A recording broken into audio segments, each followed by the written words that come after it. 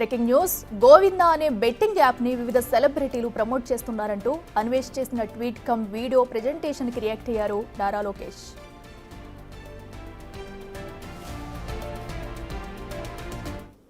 నారా లోకేష్ గారు, పవన్ కళ్యాణ్ గారు చాలా ఇంపార్టెంట్ అండి. ఒకసారి చూడండి, మీరు ఫేస్బుక్ ఓపెన్ చేసుకుంటే చూడండి, గోవిందా 3 నామాలతో వెంకటేశ్వర స్వామి గోవిందా అనే పేరుతో పెద్ద పెద్ద సెలబ్రిటీలు ఈరోజు చేస్తున్నారు.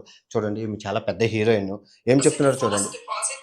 చూడండి, తర్వాత ఇంకా చూసుకుంటే ఈమె కూడా పెద్ద హీరోయిన్. గోవిందా యాప్ అంతా ఈ గోవిందా యాప్ని విచ్చలవిడిగా చూడండి. గోవిందా చూడండి, ఫేస్బుక్ అయిపోయింది. ఇప్పుడు మనం ఇన్స్టాగ్రామ్లోకి వెళ్తే ఇన్స్టాగ్రామ్లో కూడా వీళ్ళు ఇదిగోండి బెట్టింగ్ యాప్ ఐపీఎల్ది నడిపిస్తున్నారు. వెంకటేశ్వర స్వామి నామాలు గోవిందా, ఇది పక్కనే పెట్టండి. సో డేట్ వచ్చేసి మనకి 16వ తారీఖు వెడ్నెస్డే, బుధవారం 16వ తారీఖు 2025. సో మీ ప్రెస్ మీట్ కూడా మీరు లైవ్ చూసుకుంటే మీ ప్రెస్ మీట్ కూడా నడుస్తుంది. లోకేష్ గారిది, తర్వాత చంద్రబాబు నాయుడు గారిది మనకి ప్రెస్ మీట్ అయితే జరుగుతుంది ఇక్కడ గుంటూరులోని. రూపాయి కూడా ట్యాక్స్ ఉండదు. గెలుచుకున్నా సరే ట్యాక్స్ ఉండదు. ట్యాక్స్ ఉండదు. 0% ట్యాక్స్. 0% ట్యాక్స్. అయిన అమౌంట్ రీఫండ్ ఇస్తారు. అయిన అమౌంట్ లో రీఫండ్ చేస్తారు. అయిన అమౌంట్ లో రీఫండ్ ఇస్తారు. ఎంత గెలిచినా ట్యాక్స్ ఉండదంట, నష్టపోయినా డబ్బులు ఇచ్చేస్తారంట. చూడండి ఎంత మోసం. ఇప్పుడు టెలిగ్రామ్ విషయానికి వస్తే, టెలిగ్రామ్ అప్ టు డేట్ ఈ రోజు వరకు మీరు చూసుకోవచ్చు. ఇదిగోండి ఏప్రిల్ 15 వరకు అప్డేట్ అయింది. సో ఇక్కడ మీరు మీడియాలో చూసుకుంటే చూడండి, దీన్ని సెలబ్రిటీ ప్రమోట్ చేసే వాళ్ళు ఎంత పెద్దవాళ్ళంటే సిరి హనుమంతు, తర్వాత వర్షిని, తర్వాత ఈ హీరోయిన్స్ ఎవరైతే ఉన్నారో హీరోయిన్లు, కానీ పెద్ద పెద్ద సెలబ్రిటీల దగ్గర నుంచి పొలిటీషియన్స్, బిజినెస్ మెన్ ఇలాంటి వాళ్ళే ఆడుతున్నారు అబ్బా. చూడండి, ఇంకా వెబ్సైట్ విషయానికి వస్తే వెబ్సైట్ కూడా రన్ అవుతుందండి. మీరు కరెంట్ వెబ్సైట్ కూడా బెట్టింగ్ ఆడడానికి రన్ అవుతుంది గోవిందా అని. చూడండి, తగిన చర్యలు ఇమీడియట్లీగా తీసుకోవాలి. అమాయకమైన యువత నాశనం అయిపోతున్నారండి. ప్రస్తుతం దేవుడి పేరుతో చేస్తున్నారు, చాలా తప్పది. సనాతన ధర్మం నాయకులు ఎక్కడికి వెళ్ళారు? ఈ సనాతన ధర్మం కోసం పోరాడే వాళ్ళు ఇప్పుడు ఎక్కడికి వెళ్ళారో నేను అడుగుతున్నాను. బెట్టింగ్ యాప్లు జీవితాలను నాశనం చేస్తున్నాయి. జూదానికి బానిసైన యువత నిరాశలకు వెళుతున్నారు. తాను వందలాది విషాదగాథల గురించి వింటున్నానని ట్వీట్ చేశారు మంత్రి నారా లోకేష్.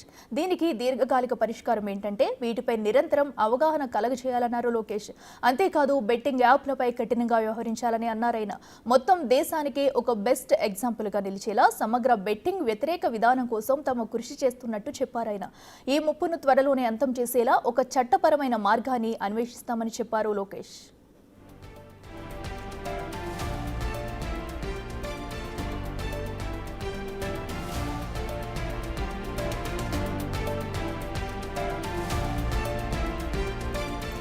రైట్గా బెట్టింగ్ యాప్లకు సంబంధించి కూడా ప్రమోటర్స్ని ఎన్ని కోణాల్లో కూడా పోలీసులు అలర్ట్ చేస్తున్నా, అలాగే ఎన్ని కేసులు పెడుతున్నా కూడా వీరైతే ఇంకా బెట్టింగ్స్ ప్రమోటర్స్ చేస్తూనే ఉన్నారు. దీనికి సంబంధించి కూడా తాజాగా అన్వేష్ అయితే ఒక వీడియోని రిలీజ్ చేస్తూ కూడా అటు మంత్రి నారా లోకేష్, డిప్యూటీ సీఎం పవన్ కళ్యాణ్ కూడా ట్యాగ్ చేస్తూ ఒక వీడియోని అయితే రిలీజ్ చేశారు. దీనికి సంబంధించి లోకేష్ కూడా దీనిపై ట్వీట్ చేశారు. ఇదే అంశానికి సంబంధించి మరింత సమాచారం అందించేందుకు మా associate input editor Ganesh live లో మరింత సమాచారం అందిస్తారు. గణేష్, చెప్పండి. ఈ వ్యవహారం మొత్తం కూడా మనం చూస్తున్నాము, ఇదివరకే బెట్టింగ్ యాప్స్ ప్రమోట్ చేస్తున్న వారిపై కేసులు నమోదు చేశారు. అయినప్పటికీ కూడా ఇంకా గోవిందా అనే పేరు ఒక యాప్ తో కూడా ప్రమోటర్స్ ఇంకా రెచ్చిపోతున్నారు. దీన్ని ఎలా చూడాలంటారు? అసలు డీటెయిల్స్ ఏంటి? బెట్టింగ్ యాప్స్ ఎంత దోచేస్తున్నాయి, ఎన్ని కుటుంబాలను గుల్ల చేస్తున్నాయి, ఎన్ని ఆత్మహత్యలకు కారణమవుతున్నాయి అనేది మనం కంటిన్యూగా చూస్తున్నాం. తెలుగు రాష్ట్రాలనే కాదు దేశవ్యాప్తంగా కూడా అనేక ప్రకంపనలు రేపింది, అనేక కేసులు నమోదయ్యాయి, అనేక మంది పైన ఇంకా విచారణ కొనసాగుతుంది, అనేక మంది దేశం విడిచి పారిపోయిన ఘటనలు ఉన్నాయి. ఇన్ని జరుగుతున్నా బెట్టింగ్ యాప్స్కి ఎక్కడ ఫుల్ స్టాప్ పడలేదనడానికి ఇప్పుడు గోవిందా పేరుతో వస్తున్న ఈ యాప్ ఏదైతే ఉందో బెట్టింగ్ యాప్, ఇది మనం ఒక అతిపెద్ద ఇష్యూగా చూడాల్సిన అవసరం ఉంది. ఎందుకంటే తిరుమల తిరుపతి వెంకటేశ్వరుడి పైన ఏ చిన్నది జరిగినా సరే మనకి తెలుగు రాష్ట్రాల్లోనే కాదు దేశవ్యాప్తంగా కూడా పెద్ద చర్చ జరుగుతుంది. అలాంటిది ఇంత జరుగుతున్నా ఇక్కడ గోవిందా యాప్ పేరుతో జరుగుతున్న బెట్టింగ్ యాప్ స్టిల్ ఇప్పటి వరకు కొనసాగుతుందనేది నా అన్వేషణ ఆ పేరుతో యూట్యూబ్ నడుపుతున్న అన్వేష్ ట్వీట్ చేసి దీన్ని బయటపెట్టాడు. ఒక్కసారి అన్వేష్ ఏం చెప్పాడో ఒకసారి మనం చూస్తే, ఆయన లోకేష్కి అంటే ఆంధ్రప్రదేశ్ ముఖ్యమంత్రిగా ఉన్న చంద్రబాబు నాయుడిని వచ్చిన వీడియోలను ఉటంకిస్తూ కూడా ఏదైతే విద్యాశాఖ మంత్రిగా ఉన్న నారా లోకేష్కి, మరోవైపు ఉప ముఖ్యమంత్రిగా ఉన్న పవన్ కళ్యాణ్కి ఉద్దేశించి ఒక ట్వీట్ చేశారు. ఆ ట్వీట్లోన గౌరవనీయులైన ముఖ్యమంత్రి వర్యులు నారా లోకేష్ గారికి అనేది ఆయన చెప్పాడు. కానీ అంటే ఆయన ఉద్దేశంలోన ఆయన విద్యాశాఖ మంత్రి అనేది ఆయన ఉద్దేశం. అయితే డిప్యూటీ సీఎం ఎవరైతే ఉన్నారో పవన్ కళ్యాణ్ గారికి ఉద్దేశించిన దాంట్లో పవిత్రమైన వెంకటేశ్వర స్వామి పేరుతో గోవింద అనే బెట్టింగ్ యాప్ని కొన్ని సంవత్సరాలుగా పేరు మోసిన సినీతారులు తమన్నా మనం చూడొచ్చు, ప్రత్యేకంగా ఇక్కడ ప్రస్తావించింది తమన్నా పేరు ఆయన ప్రస్తావించాడు. ఎందుకంటే ఆమె ఒక సూపర్ స్టార్ హీరోయిన్గా చాలా సినిమాలు చేసింది. ఆవిడ ఇప్పటికే ఒక లైమ్లైట్లో ఉన్న పెద్ద స్టార్. ఆవిడ పేరు నోటించాడు. ఇంకా చాలామంది ప్రముఖులు కూడా ఈ బెట్టింగ్ యాప్ని గోవింద ఏదైతే యాప్ ఉందో దీన్ని బెట్టింగ్ యాప్ని ప్రమోట్ చేస్తున్నారని చెప్పాడు. టెలిగ్రామ్, ఇన్స్టాగ్రామ్, మరో ఫేస్బుక్, ప్రత్యేకంగా గోవింద యాప్ పేరుతో ఒక వెబ్సైట్ కూడా నడుపుతున్నారనేది నాన్వేష్ ప్రత్యేకంగా ఇందులో చెప్పాడు. అంటే ఈ రోజు వరకు ఇది నడుస్తుంది కాబట్టి అమాయకమైన యువత ఇప్పటికే దీన్ని నమ్మి మోసపోతున్నారు, ఆత్మహత్యలకు పాల్పడుతున్నారు, కుటుంబాలు గుల్లవుతున్నాయి. కాబట్టి దీన్ని తగిన చర్యలు తీసుకోవాల్సిందిగా ఇందులో ఆయన ప్రత్యేకంగా కోరాడు. అందులో ప్రధానంగా ఇందులోన ఆయన ప్రస్తావించింది డిప్యూటీ సీఎంగా ఉన్న పవన్ కళ్యాణ్ సనాతన ధర్మం కోసం ఏ విధంగా పోరాటం చేస్తున్నారో దీనిపైన ఖచ్చితంగా స్పందించాలనే ఒక అంశంతో వాడిన ఈ ట్వీట్ చేశారు. దీనిపైన లోకేష్ స్పందించారు. లోకేష్ ఈ బెట్టింగ్ యాప్లపైన అనేక జీవితాలు నాశనం అవుతున్న విషయాన్ని అంగీకరిస్తూనే దీనికి బానిసలై నిరాశతో కొట్టుమిట్టాడుతున్నారనే అంశాన్ని కూడా ఆంధ్రప్రదేశ్ ప్రభుత్వం గుర్తించిందనేది చెప్పారు. దీంతో హృదయ విదాకరమైన ఘటనలు అనేక మనం చూస్తున్నాం అనేది లోకేష్, విద్యాశాఖ మంత్రిగా ఉన్న లోకేష్ ఆయన స్పందించి రీట్వీట్ చేశారు దీన్ని.